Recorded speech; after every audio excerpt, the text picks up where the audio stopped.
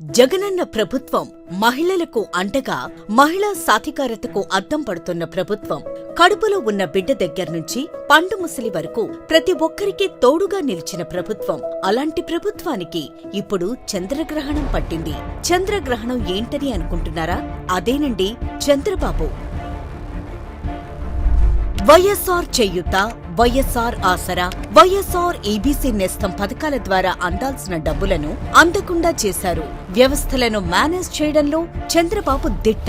నిమ్మగడ్డ రమేష్ తో ఈసీకి ఫిర్యాదు చేయించి వైఎస్ఆర్ చేయూత ద్వారా 26,98,931 మంది 45 నుండి 60 ఏళ్ల ఎస్సీ, ఎస్టీ, బీసీ, మైనారిటీ అక్కచెల్లెమ్మలకు 5,065 కోట్ల రూపాయల బకాయిలను చెల్లించకుండా ఆపించేశారు.